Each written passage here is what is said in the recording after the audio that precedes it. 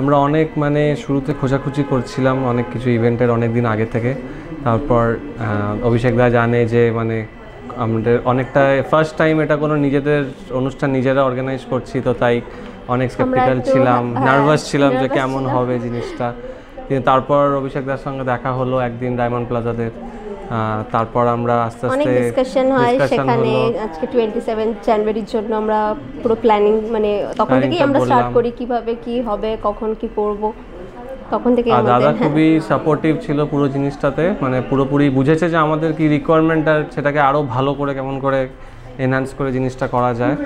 আর এর মাঝে আমাদের প্রি ওয়েডিং শ্যুটটা যেটা হয়েছে সেটা একটা পুরো সারপ্রাইজ ছিল ডলির টিম থেকে আমাদের জন্য। ওটা আমরা তখন হবে আমরা কিছু প্ল্যানও করিনি, সেটা খুব ভালো ছিল একটা এক্সপিরিয়েন্স সারা দিনের। আর আজকেরটা তো মানে খুবই ভালো হয়েছে, মানে আমরা খুবই স্যাটিসফাইড জিনিসটাতে যে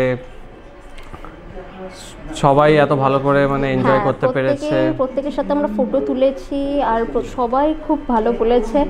ওভারঅল এক্সপিরিয়েন্স আমাদের খুবই ভালো। অভিষেক দা তো ভালো ভালো ফটো তুলেছি, প্লাস ভিডিও এডিটিং অমিত দা যেটা করেছেন প্রি ওয়েডিংয়ে দুর্দান্ত ছিল। তো সব মিলিয়ে খুবই মানে আমি তো খুবই স্যাটিসফাইড, খুবই ভালো লেগেছে। হ্যাঁ আমাদের খুবই ভালো লেগেছে, মানে পুরো টিমের আপনাদের কাজ এটা খুবই ভালো লেগেছে আমাদের।